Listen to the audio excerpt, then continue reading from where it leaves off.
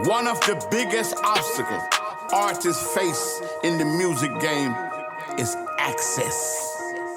Getting access to the people that can make it happen, or access to the information and resources you need to get to the next level. That's the key.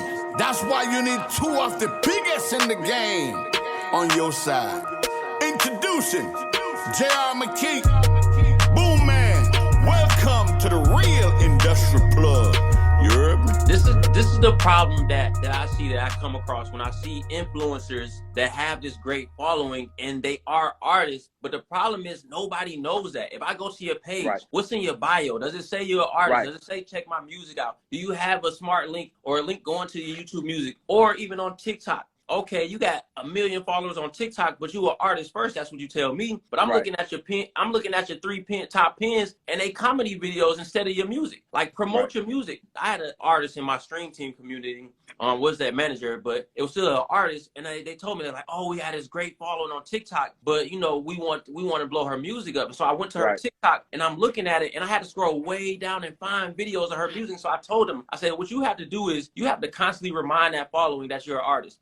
And so the thing that artists forget is you're an artist because you have talent, but you miss so many opportunities to show your talent on social media. Social media is your platform, it's your stage. What you have to do with your stage is project your talent. If you rap, go on TikTok and rap. If you sing, go on TikTok and sing. Whatever your talent is, start showing it. And most artists, they get caught up in putting the music, oh, this is my new video, but you're not displaying the talent. Find ways to display the talent on that social media and keep reminding people that you're an artist. Keep it in their face, and that's how you convert them into fans versus just followers. You know what I'm saying? And you got to keep it in their face. I think because that's what you do, you have a great perspective and a great insight on how to do that. But I think the problem with a lot of artists, especially independent artists, is that they don't understand how that works.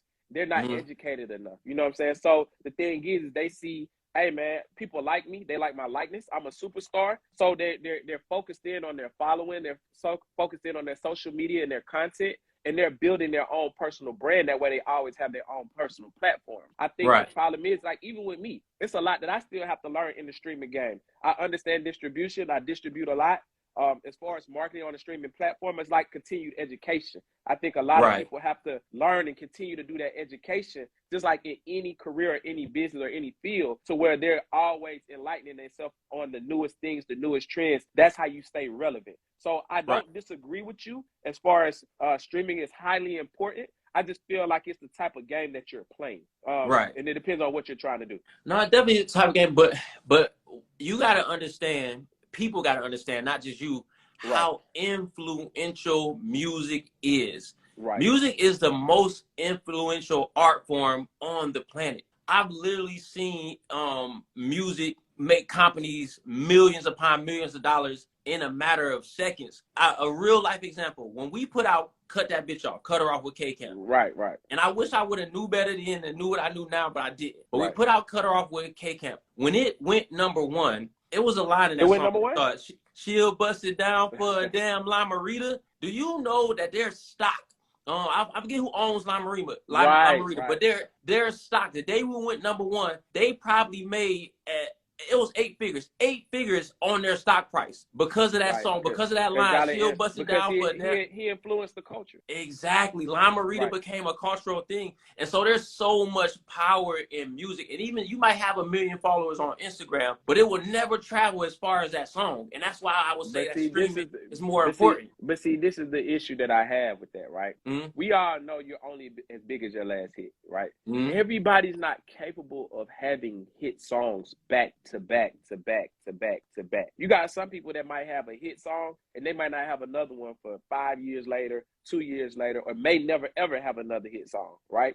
Because we already know, it's especially in today's age where you have TikTok and things get old fast. So my thing is, how do you become a long-lasting, relevant artist where you're not a one and done? And you want me to tell you my answer for that? Yeah, please. Making sure you have your own social platform. It's like having your own channel, because your streams could go up and you might not. The streaming ain't gonna never go down. Your streams could, well, your clicks per day may go down. Like I may be getting 1,000 a day and it drop down to 10 a day. But as far as my relevancy of that record, it'll stop. It'll hit a ceiling. You feel where I'm coming from? But it'll always keep going. That's the great thing about streaming. But the thing about it is, if I'm an artist, I want to build my platform, because if I build my platform, that gets me into other opportunities because of my influence. Like you said, the Lama Rita record, I could make 1,000 Lama Rita videos a day with 1 million followers, and they're going to cut me a bag. Or I could do Fashion Nova. I could do a movie. Like I said, it's so me for an artist. And you know this for a fact, a majority of artists don't make their money off of streams. They make it off of their likeness and their brand. Hey, JR McKee here. Listen, to all of my artists, managers, and executives, it's time to evolve into the streaming business. I'm the #1 streaming executive in the industry with over 30 platinum and gold records in the last 2 years alone. I've been teaching everybody how to do what I do.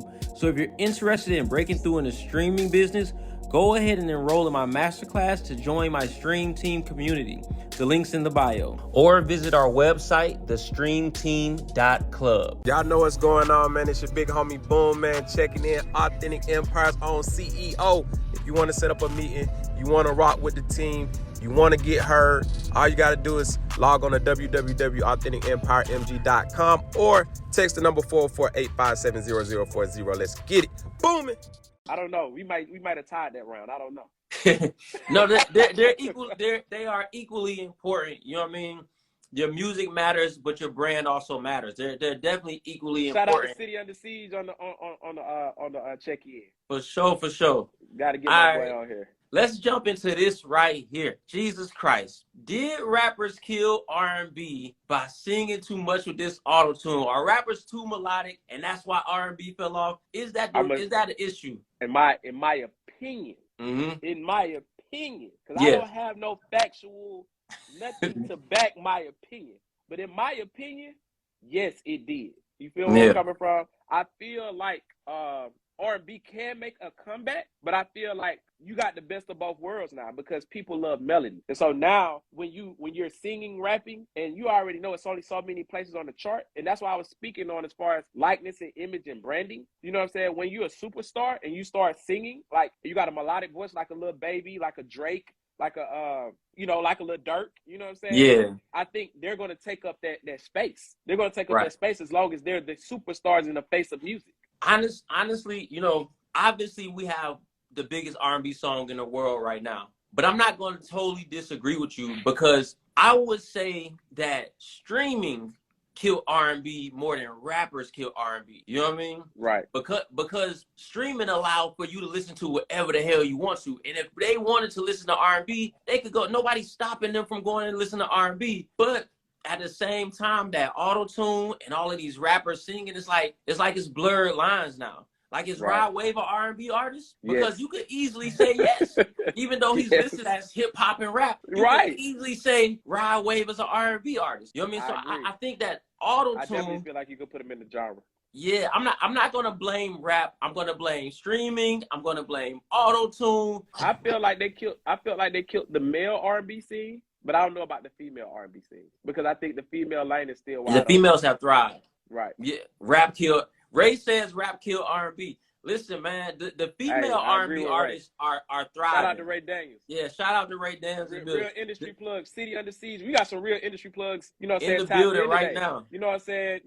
At major labels, got major companies. You know what I'm saying? Y'all tune in, man. We got some real people on the live, man. That's dope. That's super dope. Thank y'all for tuning in, too. No, yeah, appreciate it. So it's a lot of things that I think there's a lot of factors that kill R&B, but rap is definitely like right there. There's three. It's streaming, rap, and auto-tune. You know what I mean? Because now it's like Rod is an R&B singer. You know what I mean? Like, even though he's an R&B singer. Lil Durk on a lot of these songs, he's singing R&B. You know, you got the Cowboys, you got K-Camp, you got so many of these people, bro. They're singing R&B. R&B is not Atlanta.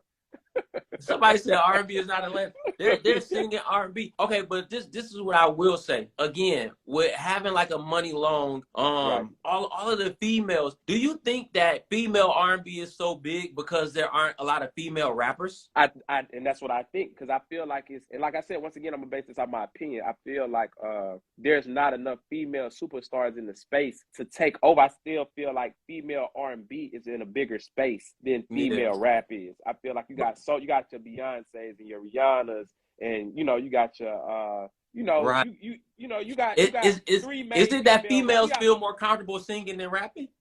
Do they feel more comfortable singing than rapping? You're not gonna put me in that hot seat. It's a real question. It's a real question because what do you think? I think that, and I'm not playing the gender roles here, but I think that females have always been looked at as singers. They always viewed themselves as singers. So that's why you have all of these amazing female singers and less amazing female rap. Now, female rap is starting to have a big moment right now. Shout out Chris and Shout out Chris. Chris was in the building. Yeah, female rappers are starting to have more of a moment right now. But I do think that females just naturally, they shift towards singing because that's how they always been viewed. That's how they always came. And that's why you have such a big female R&B presence and a male R&B. I think males are too cool right now. They rather be a rapper than be a singer. Yeah, because I think it's a narrative that singers are more soft now. You know what I'm saying? Yeah. Like, you know what I mean? And everybody wants to be gangster, Everybody want to be hardcore. And I think that's what I'm saying. I think they play a part with the women. It's just cultural. It's cultural. It's cultural. Like males don't want to be soft no more. They don't really want to. They don't want to be lover boys no more. They don't want to put the roses out and all that. They want to come hard with a chain on. You know what I mean? They want to goddamn say bitches and hoes. You know what I mean? Right, like right. That's what it is. And so, but that is hip hop though. So that furthers the argument that hip hop killed R&B. Chris just asked us a question. How do we flip 50,000 to 100,000 in music? I don't know if you want to tap on that. 50,000 to 100,000 in music. I gotta pay respects to the OGs in the game, man. People don't. We should have Chris Anacute on one of these live debates. Absolutely. Man. He's a major plug. So is Ray Daniels. So is City Under Siege, man. We gotta get some of these guys. It's some heavy hitters in the building right now. Right. It's some these heavy guys hitters. Are super huge, and I definitely want to, pay homage and extend my flowers to y'all, man. We really appreciate y'all and really grateful for y'all tapping in. So how you flip a 50 to 100? Man, shit! You better start a video production company and take that 50 and get you a film studio, and then start charging people to come film. That's probably the best way. It ain't gonna be put 50 into an artist and hope to get 100 back. Just being honest, you got to start. That would be if somebody gave me that challenge. Here, JR, here's 50, turn it to 100. Okay, babe, this is what I'm gonna do. I'm gonna go get the film studio, and I'm gonna put a couple sets up, and I'm gonna charge people to come use my film studio. That's how I'm gonna do it. Ooh, that's a good question. Me, I'm gonna use the account receivable game. Okay, so break that down. Oh, they want me to get in free game. Break it down. That's what we here for. All right, cool. So account receivable is whatever you deposit into a business account. After 90 days, you could go borrow that same amount of money. So most people don't realize like how I was able to fund my business, which is Authentic Empire, in 2019. When I learned that whatever you deposit into a bank, that after 90 days, they average all 3 months together. And if you have a legitimate and credible business, they will loan you that amount of money. Right.